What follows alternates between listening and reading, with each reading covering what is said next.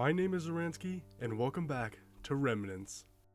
Imagine your home in 100 years. What would it be like?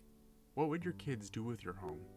A little over a mile outside of South Whitley, Indiana, is a caved-in house, littered with reminders of a past life, among the remains of the present. Even obscured by the leafless trees of March, the extent of the damage to this house is immediately seen. From the road, one can spot the collapsed awning resting atop the porch, making the front entrance of the house impossible to reach. Looking up through the second-floor windows, we can see the blue sky through a decaying roof. A majority of the roof is missing, leaving behind rotten planks. The true destruction is revealed when standing behind the home. A massive portion of the building has caved in on itself. Planks and bricks scattered the ground. Looking through the still-standing back entrance, one can barely see through to the other side of the house. The wooden wall on the left appears to be visibly buckling while the floor is unrecognizable. Moving on, when looking through the side window, we can see what we believe is a kitchen or maybe dining room. The ceiling and floor were mostly destroyed, but while looking at the ceiling, we noticed a light socket, meaning this home had electricity. Though looking at the house, it does appear that parts of it were added on later throughout its life. This home looked like it had been untouched for years. It's strange that at some point people were living here, going on about their lives.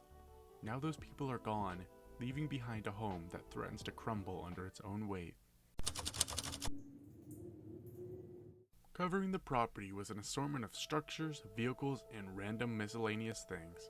Starting with the structures, there were three others, the first one being a small porta-potty, probably about 40 feet from the home. Near the porta-potty is yet another caved-in structure, although we're really not sure what its use was. And the last structure is what we believe is a destroyed barn. It's honestly so difficult to tell because of the condition of not just this structure, but of all of them. Moving on to the vehicles, there was a plethora. First walking onto the property, we were greeted by a semi-trailer, but something fellow explorer the Pigeon pointed out was an old trailer at the back of the property. At first glance, it's nothing too special, until you look inside. Growing in the back of the trailer are trees.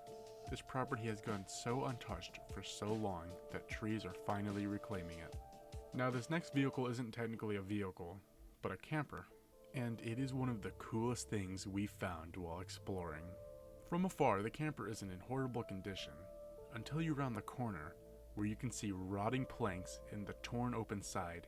It almost looks like someone barged through it. While the camper might look like it was ravaged by bears, it contains something that reminded us of why we do this.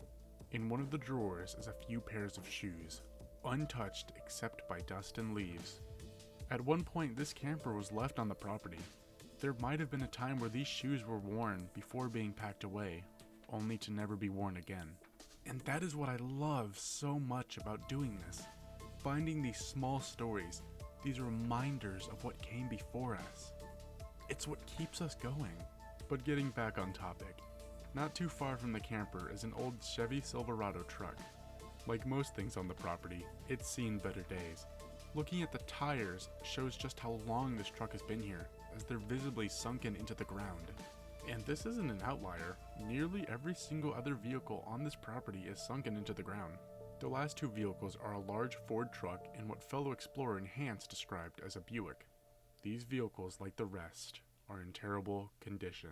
We'll conclude this section by showing off some of the miscellaneous things we found interesting.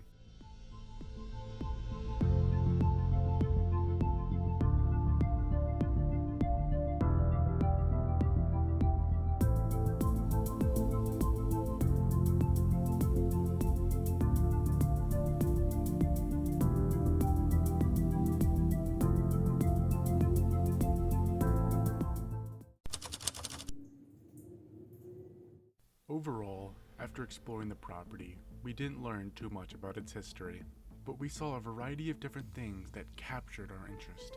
This property helped to remind us why we do what we do, why we wake up at 6 in the morning to see a destroyed camper.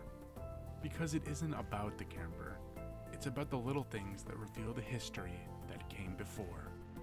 This has been Remnants. Thank you for watching, and good night.